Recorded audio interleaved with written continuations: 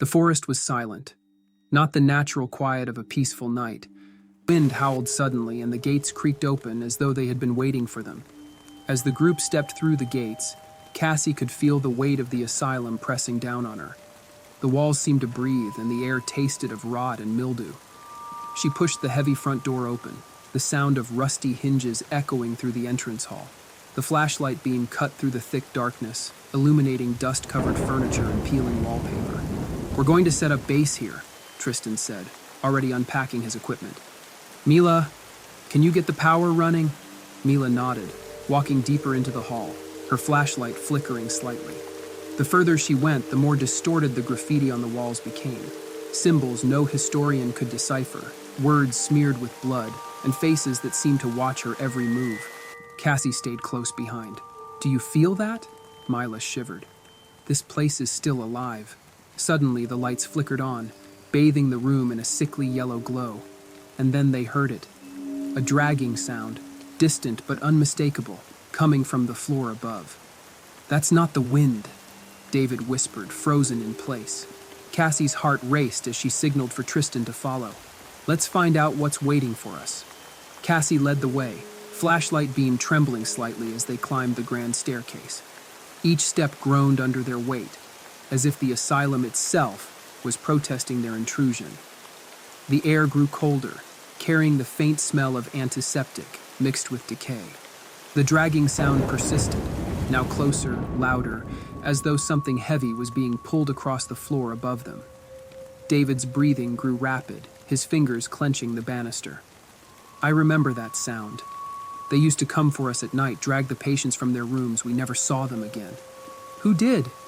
Cassie asked, not daring to turn around. David's voice was barely a whisper. "The ones in the walls." Tristan paused at the top of the stairs, turning on his night vision camera. "Look, whatever it is, it's not supernatural. Maybe there are squatters or animals. Let's not lose our heads." But even his voice faltered as the dragging noise suddenly stopped. Silence once again enveloped the asylum, thick and oppressive. Cassie motioned for everyone to follow her as she moved toward the source of the sound, an old patient room at the end of the corridor. The door was slightly ajar, and Cassie hesitated before pushing it open. Inside, the room was empty, the bed for violent patients. They would chain them up for days, sometimes weeks. The records say they weren't human anymore by the time they were let out. Suddenly, Cassie's flashlight flickered, and the room plunged into darkness. She cursed under her breath, smacking the side of the light. But when it sputtered back on, something was different. The chains, they had moved. Cassie took a step back, her pulse quickening. Did anyone else see that? Before anyone could answer, a faint voice echoed through the halls. It was soft, almost childlike, and it seemed to come from everywhere at once. "Help. Me." Cassie's skin prickled. "What the hell was that?" David whimpered, sinking to the floor, his hands clutching his ears. "It's them. It's always them. They call out. They want us to join them." Tristan, now visibly shaken, scanned the room with his camera. I don't see anything, but the temperature just dropped by 10 degrees. His breath formed small clouds in the frigid air. "Help. Me." The voice grew louder, more desperate. Without warning, the door behind them slammed shut with a deafening bang. Cassie rushed to it, yanking at the handle, but it wouldn't budge. The air became thick, almost suffocating, as if something was closing in on them. Cassie pounded on the door, shouting, "Tristan, find a way out!" Tristan dropped the camera and began fumbling with his tools, but his hands were shaking too much to get a grip on anything. Then the walls began to tremble.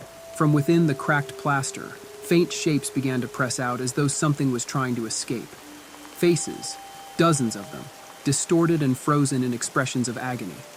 Their mouths stretched open, and the voices returned, now layered and overlapping, filling the room with a chorus of tortured cries. Mila backed away, her eyes wide with horror. They're trapped. The patients. They never left. David was rocking back and forth on the floor, eyes tightly shut. "They'll take us too. They'll take us." Cassie's mind raced as she pulled at the door, but the chains from the bed suddenly snapped upright, coiling like snakes. They shot toward her and wrapped around her wrists, pulling her toward the center of the room. "Get them off!" Cassie screamed, thrashing against the chains, but their grip tightened. cold metal biting into her skin. Tristan scrambled toward her, trying to pry the chains loose, but they seemed to have a life of their own. The voices grew louder, almost deafening now. "Stay with us. Forever."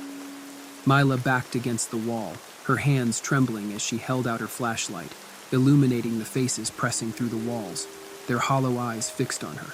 Then, with a sudden burst of adrenaline, Cassie pulled hard against the chains, her muscles burning.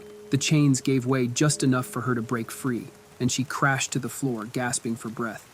"Let's get out of here," Tristan shouted, grabbing his camera and slamming his shoulder into the door. After a few tries, the door cracked open, and they stumbled out into the hallway, the voices still echoing in their heads. Cassie didn't look back as they bolted down the hall, heart pounding in her chest. But just as they reached the stairs, the lights flickered again, and a figure stood at the bottom, a shadow, tall and gaunt, with long fingers outstretched, waiting for them. Cassie froze at the sight of the shadowy figure at the base of the stairs. Its form was barely human, limbs unnaturally long, with a head that seemed to tilt at an unnatural angle. The thing didn't move, but its presence alone sent chills down her spine. We can't go that way," Mila whispered, her voice tight with fear. Tristan slowly backed up, keeping his eyes on the figure. "Then where do we go?" The heavy silence. Without waiting for a response, she darted down the opposite hallway, the others following close behind. The air grew colder the deeper they went, and the lights above flickered, casting long, twisting shadows across the decaying walls. They turned corner after corner, the asylum's layout becoming a confusing maze of endless hallways and forgotten rooms. "We're lost," Tristan muttered under his breath, checking his camera's feed. "I don't even know if we're in the same wing anymore." Mila clutched her journal tightly to her chest. This place was designed to confuse. They built it with no sense of order. The patients were never supposed to find their way out. As they walked, the whispers returned, soft at first, like wind through the trees, but gradually growing louder. They couldn't make out the words, but the meaning was clear. The asylum was not done with them. Suddenly, David stopped, his eyes wide and distant. "It's happening again," he murmured, his voice hollow. Cassie turned to him. "What do you mean?" "They're watching us. Waiting." He pointed toward an old wooden door at the end of the hallway. "That's where it starts. It always starts there." Cassie hesitated, but something drew her toward the door. It was slightly ajar, and through the crack, she could see a faint light flickering from within. She motioned for the others to stay back, and with a deep breath, she pushed the door open.